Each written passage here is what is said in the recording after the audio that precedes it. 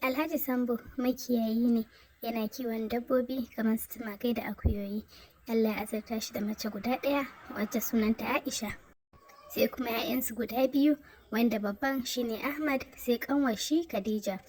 Iyalan Alhaji Sambo sun kasance suna rayuwa cikin jin daɗi da wadatar zuci duk da dai rayuwar tasu a ƙauye ne, amma hakan bai hana su gode ma Allah ba da kuma rayuwa a yadda suka ganta. Amma shi Alhaji Sambo ba haka yake ba a wurin shi, a kullum burin shi Allah ya mashi arziki saboda so yake sosai ya koma rayuwar birni da rayuwar 'yan gayi. A kullum suka zauna da matar shi zai dinga bata labarin yadda zai kula da ita da kuma yadda za ta ji daɗi idan Allah ya mashi arziki. Tun da ta lura da burin mijinta, a kullum ta sa goshinta a ƙasa sai ta roƙi Allah ya biya masa buƙatunsa. Ai kuwa ranar suna zaune Alhaji Sambo ya zama da daddaɗin labari inda yake bata labarin Allah ya musu buɗi ta inda ba su zato ba su tsammani. Ai ku farin ciki gidan kamar me, haka ta yi ta murna. Ko da dare ya yi kasa bacci ta yi, yadda ta ga dare haka ta ga rana. Domin kamar yadda ya alƙawaranta masa kafin ya yi kuɗi, haka ya faɗa washe gari za su koma birni da zama. Bayan wata biyu, Alhaji Sambo na hango cikin wata danƙarerriyar mota sosai kuɗi ya zauna kuma fata shi ta yi sumul-sumul, arziki ya samu. Can gida ya koma inda aka nuno shi da matar shi wato Aisha da kuma 'ya'yan shi guda biyu. Kowannensu ya canza kala domin yanzu sosai suke jin daɗi. Ya kasance kamar yadda ya alƙawaranta yana kula da matar shi sosai. Bayan 'yan watanni dawowarsa Abuja sai Alhaji Sambo ya fara tafiye-tafiye ƙasashe daban-daban. A waɗannan tafiye-tafiyen da yake yi ne ya haɗu da wata mai suna Juli. Wato Juli kyakkyawar yarinya ce kuma 'yar matashiya ce. Sosai Alhaji Sambo ya ji kai shi kam rayuwar nan yana bala'in son Juli, duba da cewa kuma yana da arziki sosai zai iya ɓata ta. Ai kuwa hakanan ita kuma Juli da mata daɗe tana neman wani alhaji wanda za ta samu kuɗin shi sosai. Ita in dai akwai kuɗi to ai shi kenan an samu abokan tafiya. Hajiya Aisha ce ta kasa gane kan mijinta domin yanzu sai ya tafiya kusan wata ɗaya baya a gida. Tun bata bar abin ya dame ta ba har ya zama da kullum abin yana damunta. Wata dawowa da ya ne ta zauna ta mashi magana, amma ina Alhaji sai ya kamar ma ba da shi take ba, ya ce shi ba abin da ya same shi ba bai canza ba kuma ba abin da ke faruwa, kawai dai kasuwanci ne yanzu yakan kama ba kamar da ba, don haka dole ta saba da rashin zaman shi a gida. Ya kuwa kamar yadda Alhaji ya so haka ya haɗu da Juli. Shin nan a ƙanin lokaci suka fara soyayya da Juli, tunda ya fahimci cewa mai son kuɗi ce ita sosai, aiko sosai yake kashe mata kuɗi kuwa. Domin yanzu duk wata tafiye-tafiye da zai yi da ita yake zuwa. Yanzu abu ma ya kai ya kawo sai ya kusan wata 2 wata 3 bai yi aike ba bare ya je. Hajiya Aisha ta shiga damuwa sosai, ta kira a wayan Alhaji Sambo ya fara kirga shiru baya ɗagawa.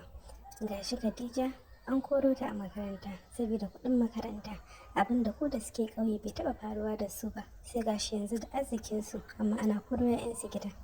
Haka ma Amadu shi ne yake jami'a, gashi nan zai koma makaranta amma dai ba kuɗin biyan kuɗin makaranta. Hajiya Aisha ce ta shiga tunani da damuwa sosai, kuma ka bar abin da aka ce an daɗe ana tare tun yarinta. Sosai take son mijinta, amma yanzu gaba ɗaya ta rasa yadda za ta yi da shi. Domin yanzu ita gani take da wannan arzikin gara rayuwarsu na ƙauye, domin ko ba komai ci da sha bai taɓa gagararsu ba, bare kuma kuɗin makarantar yara. Kallon cikin gidan ta yi take dabara ta faɗo mata. Ai kuwa ta kira Khadija inda ta sa ta tattara mata duk waɗansu sababbin kayayyakin da babansu ya siya da ta san ba su yi amfani da shi ba, ta maida su cikin kwalin shi.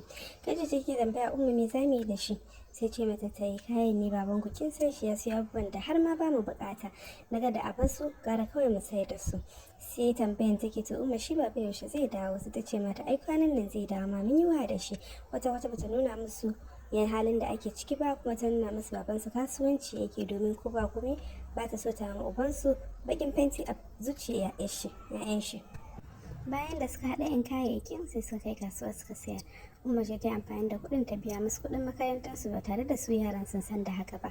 Sosai Umma yanzu ta koma bauta, kullum tana cikin ibada, tana kuka, tana gaya wa Allah damuwanta, domin sosai take so mijinta ya dawo gida yau, ko ba don ita ba ko don 'ya'yan shi. A wani yammaci ne Umma tana zaune kawai sai ga babansu kamar daga sama an jefo shi. Bai ma shi ta yi tana mashi magana, amma shi ina ba ta kanta yake ba. Haka dai ya ƙarasa har cikin gidan, ko ta 'ya'yan bai bi ta kansu ba. Haka dai ya ci gaba da hidimomin shi a akwati ya kuma haɗawa. Sai kallon shi take yi, magana take, amma ko tanka ta ma bai yi ba, domin kwata-kwata shi ba ita bace a gaban shi ba. Shi bai ma lura cewa an maɗi ba ma kayayyaki a cikin gidan har an sayar ba. Kwata-kwata ba ta kayan gidan yake ba, ko ta umma ko ta 'ya'yan shi ba, sabgan shi kawai yake yi. Yanzu ma wasu takardun shi da yake nema ne suka biyo da shi, don haka su yake so ya tattara ya kama gaban shi. A wajen Juli kuwa rayuwa ya ci gaba da tafiya cikin daɗi, domin kuwa yanzu Alhaji ko yana gari baya zuwa gidan shi. A cikin wannan watan ne Alhaji ya yi wa Juli kyautar mota. Ai kuwa ta yi murna sosai kuma ta nuna farin cikinta. Bayan wannan kyauta da ya mata sai suka je ƙasashe inda suka huta sosai. Bayan dawowarsu daga yan tafiye-tafiyen da suka saba, wannan karan Alhaji ya miƙa wa Juli makullin sabon gidan da ya siya mata a unguwar masu kuɗi. Ai kuwa Juli ta yi murna sosai, ta yi farin ciki. A wajen Hajiya Aisha ko abu ba haka ba, yanzu komai ya tsananta, rabanta da sa sha ido tsawon shekara ɗaya kenan. Ta koma sai bautar Allah take, kullum tana kai ma Allah kukanta. Yara kuwa tun tana ce musu yau da gobe babansu zai dawo in suka tambaya, yanzu har ta koma ce musu kawai sai yanda aiki yayi. Idan ya gama da wuri zai dawo da wuri, in kuma bai gama ba to ila zai ƙara ɗaukar lokaci. Ita kuwa Juli a wannan lokaci ne ta tara abin da ta tara, sai ta yi yunƙurin ta kawar da Alhaji domin ta fara sabuwar rayuwa da sa'anta. Yau ma kamar kullum Alhaji ne ya dawo daga ofis inda ya buƙaci Juli ta kai mashi jus. Ai kuwa Juli ta je ta saka abu cikin jus ɗin, sannan ta jujjuya, sannan ta je falo ta miƙa wa Alhaji. Shi ko Alhaji sai murmushi yake na ƙara kallon ta yana shan jus ɗin, ita ma kallon shi take tana ta zuba murmushi. Allah Allah take ya sha. Kai jus ɗin baki yayi, yana ce mata kai na ga yau kamar kin ƙara kyau ne. Sai kallon shi ta ce Allah ko Alhaji, ya ce mata jim kaɗan ba daɗewa kawai sai ta ga Alhaji ya faɗo daga kan kujera. Amai ya dinga yi tare da watsar da ragowar jus ɗin da ke jikin shi da ke hannun shi a ƙasa. Ita ko Juli tana zaune kan kujera ko kallon kirki bai ishe ta ba. Haka ya kwanta yana ta miƙo mata hannu yana neman taimako. Ita kuwa ko a jikinta miƙewa ta yi inda ta je ɗaki ta canza kaya, sannan ta kama hanya ta nufi airport. Abinda Alhaji Sambo bai sani ba, wato Juli ta riga ta sayar da gidan, dan a cikin watan nan ta samu masu saya ta sayar musu, ta ce su bata nan da wata ɗaya domin ta tattara kayanta sannan sai su zo. To a cikin wannan wata ɗaya ne kuwa ta yi yunkurin yi wa Alhaji aika-aika, yanda koda sun zo ƙaukan gidansu ita da ita riga ta wuce, sai dai a gagawan Alhaji a ciki. Da ƙyar ya iya ɗaukan wayan shi ya kira lambar asibiti, wato emergency line. Ai kuwa cikin hanzari aka zo aka ɗauki Alhaji sai asibiti. Lokacin da aka tafi can ne aka duba next of kin ɗin shi, aka gama tashi ce shine aka kira ta. Ai kuwa cikin gaggawa ta zo, gaba ɗaya ta fita hayyacinta. Alhaji stroke ya kama shi, baya iya daga koda daidai da hannun shi ne, ga bakin shi baya iya furta komi. Bayan 'yan awanni Alhaji ya ce gagarinku. Ai kuwa haka aka ɗauko wayar shi aka sa hannun shi, sannan aka buɗe shi. Abinda matar shi ta gani a cikin wayar gaba ɗaya shi ya firgita ta. Hotunan shi ne kala-kala, shi da Jula a ƙasashe daban-daban. Kasa kuka ta yi, haka ma ta kasa cewa komi. Haka aka ɗauki Alhaji aka je aka yi mishi wanka, sannan aka kai shi gidan shi na gaskiya. Umma ce ta shiga ta gaba, ita kuwa Juli ta samu nasarar ketawa ba tare da an kama ta ba. Haka kuwa ko da ta je can ta fara sabuwar rayuwa inda ta samu saurayi daidai ita ta aure shi. Umma sosai take neman wa mijinta gafarar Ubangiji, sannan tun baya rasuwar shi ta kasa ko da zubar da hawaye ne, domin tun ma kafin ya rasu ta riga ta saba da rashin shi. Mutane ko ba irin maganganun da ba a yi ba kan cewa mijinta ya rasu, amma ta kasa kuka. Ai kuwa a ranar da ya cika 40 'yan uwa suka zo suka yi kansu Umma a lallai sai dai a raba gado, domin kowa dama idan shi na kan arzikin da Alhaji ya bari. Kowa mamaki ne ya kama shi ganin abin da ya saura cikin dukiyar Alhaji, domin tuni Juli ta riga ta tsira da sama da rabin dukiyar shi. Ai kuwa haka aka kacancana abin da za a kacancana, inda aka bawa Umma ita ma nata kasanta ita da 'ya'yanta. Umma kuwa ta san Allahnta ba zai bari ta wulakanta ba.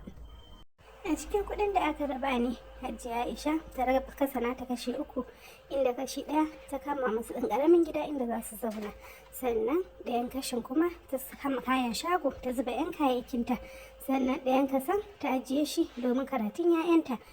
Ai kuwa haka dai ta dage da addu'a da ibada sosai.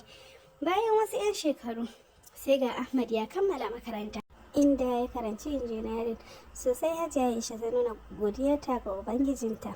Bayan wasu 'yan shekaru kuwa sai gashi ita ma Khadija ta zo ta kammala, inda ta karanci likitanci. Ai kuwa haka rayuwa ta kasance musu cikin jin daɗi.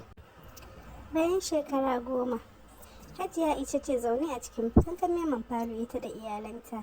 Gefenta ga Khadija zaune da 'ya'yanta guda 2. Babban shine wanda aka sama sunan babansu wato Sambo, amma ana kiran shi da Walid. Ta biyun kuma ake kiranta da Ikram.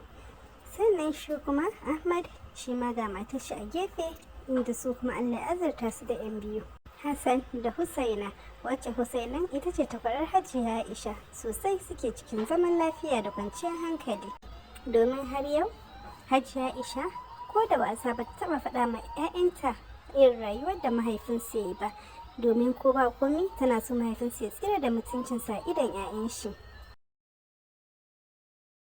Ababen koya a cikin labarin nan: kar ka kuskura ka rabu da wanda yake tare da kai a lokacin da baka da komi, domin kuwa shine masoyinka na asali. Sannan iyaye, ku guji aibinta matayenku da mazajenku a gaban 'ya'yanku, domin kuwa kanku za ku yi baƙin fenti.